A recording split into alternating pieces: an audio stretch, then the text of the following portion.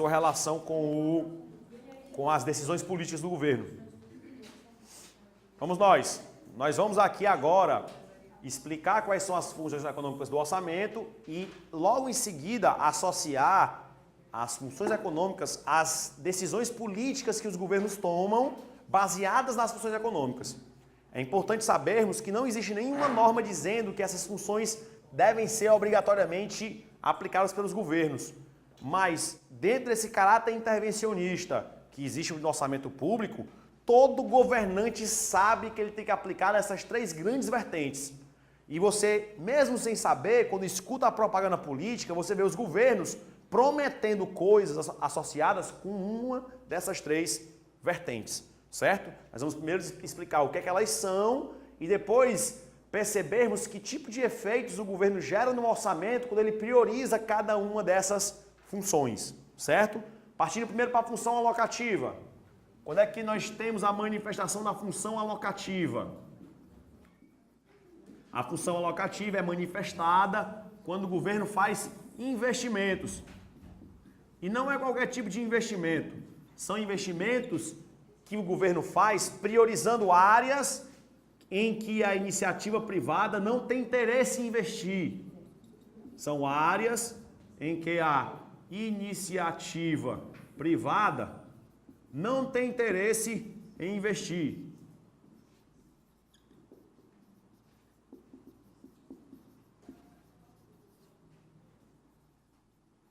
Quando estudarmos finanças públicas, eu vou explicar para vocês o que motiva o não interesse da administração pública, ou do setor privado, certo?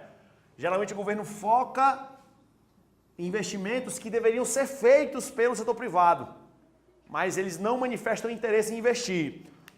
Existem vários motivos, a gente vai discutir esses motivos, mas qual é o principal deles? Em que áreas o setor privado tem interesse em investir? Em que áreas? Naquelas que ele consegue obter o máximo de lucro. Só que nem toda área é possível obter lucro, porque existe associado àquela área uma função social importante. Um exemplo, investimentos em educação. Educação é uma área que tem condição de ser explorada livremente pelo comércio? Sim ou não? Sim, estamos fazendo isso inclusive aqui agora. Vocês estão aqui porque estão dispostos a pagar por uma educação que vocês acreditam que seja suficiente e apropriada para que vocês consigam passar no concurso. E eu acredito que tenho a condição de lhe passar um conteúdo relevante que lhe faça passar num concurso. Estabelecemos uma relação entre partes aqui. Você não foi obrigado a estar aqui e eu, em princípio, não sou obrigado a dar aula. Mas nós fizemos um acordo e estamos aqui executando uma relação de mercado que vai lhe gerar os frutos que você espera alcançar no futuro muito próximo. Mas existe uma característica importante. Você tem condição de pagar pela educação. Nem todo mundo pode pagar, mas talvez outras pessoas desejariam estar aqui agora, mas não tem condição de pagar. E mesmo que houvesse uma demanda de pessoas que tivessem interesse de pagar, eu não poderia receber todo mundo aqui. Por quê? Porque a sala tem uma limitação. Isso pode fazer, inclusive, eu pensar em aumentar o preço. Porque se a procura é muito grande, eu vou começar a selecionar as pessoas pela condição que elas têm de pagar. Isso é uma relação típica de mercado. Mas a educação tem por trás de si a capacidade de ser um vetor importantíssimo para desenvolver um país e aumentar aquela sensação de bem-estar que o governo tanto busca. E o setor privado não vai ter interesse de investir em educação em qualquer camada da sociedade. Por exemplo, os mais pobres não serão prestigiados pelos colégios mais importantes. O professor vai tender a montar o seu curso próximo aos centros em que economicamente há a possibilidade de se formar uma turma. De repente, se eu fosse utilizar um espaço na periferia da cidade, pouca gente iria para lá. Então a educação tem todas as características de um bem privado. O que é um bem privado? Um bem que tem que ser oferecido pelo mercado e que o mercado está disposto a pagar por ele. As pessoas estão dispostas a pagar por aquele bem. Só que por trás da educação existe um fator social muito relevante. E por isso mesmo o governo vai prover esse tipo de bem. Só que existem outros bens em que há ainda mais dificuldade do mercado prover. Por quê? Na relação de educação, existe a pessoa que oferece, existe a pessoa que paga. E na relação de uma construção, por exemplo, de um viaduto, existe a pessoa que tem interesse pelo viaduto? Existe. Existe a pessoa que está disposta a pagar pela construção do viaduto? Não. Vamos combinar o seguinte, eu vou construir aqui um muro de Berlim para separar os alunos mais inteligentes, vou nem apontar não para vocês não acharem que eu estou... E os menos inteligentes. Professor, eu não aceito isso não, isso é discriminação. Não vou nem aceitar a construção não. Aí o pessoal que é mais inteligente, sendo esperto, não, vamos construir, porque aí o professor vai tratar a gente melhor do que aqueles que ele vai achar que nós temos mais condições de passar no concurso. Aí vocês, digamos, não estou querendo fazer associação nenhuma não. Esse pessoal dessa banda de carro resolve construir um muro. E aí, eu quero ter trânsito livre nos dois lados, tem uma portinha lá no final, aberta para eu transitar do lado, pode até tá fechada. E eu não vou pagar ninguém para ficar lá na porta, limitando o acesso das pessoas. Aí, de repente, começa a dar aqui uma aula especial para quem é mais inteligente, e você que acha que é inteligente também, passa pela porta sem eu perceber. E assiste a mesma aula.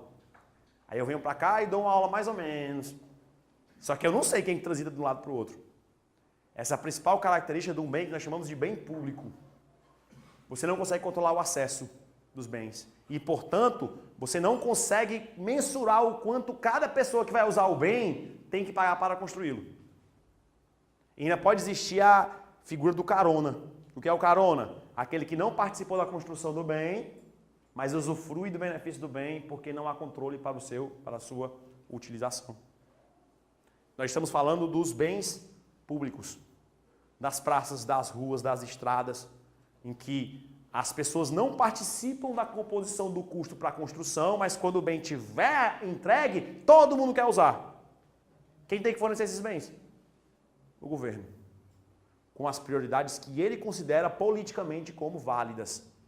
Quando o governo decidiu construir lá o viaduto, aquela obra faraônica ali, na Antônio Salles ali com a Engenheiro Santana Júnior, ele não perguntou à população se a população queria ou não. Até ele perguntou, mas ele quis fazer, acabou-se. Porque ele achou que era importante fazer aquilo. Ele perguntou a você quanto é que ia custar, para você saber se vale a pena ou não? Perguntou não, ele definiu politicamente, eu quero construir. E construir está fazendo lá o negócio. Quem paga por aquele negócio ali? Toda a população. Quem vai usufruir? Quem vai utilizar? Não existe uma regra de mercado própria para essa situação. Então, nós vamos encontrar no setor público alguns tipos de bens que o governo deve oferecer porque ninguém tem interesse em oferecer, o mercado, a iniciativa privada. E esses bens são importantes para que a população consiga se desenvolver. A gente explica um pouco mais desse arcabouço em finanças públicas. É lá que a gente se mostra a teoria para explicar porque o governo faz investimentos. Então, o governo investe basicamente em dois tipos de bens. Ele investe nos bens públicos, que estão diretamente associados à infraestrutura, e vai investir também nos bens semipúblicos, também denominados de bens meritórios.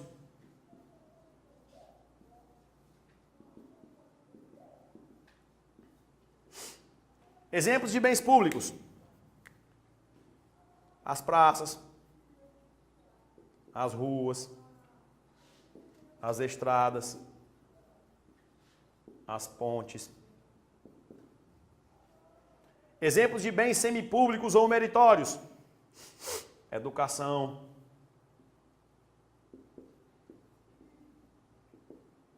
saúde.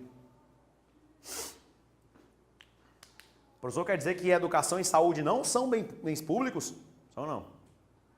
Vai cair na sua prova perguntando. Devido à sua importância como vetor do desenvolvimento nacional, podemos considerar a educação bem público? Não. A educação não é um bem público.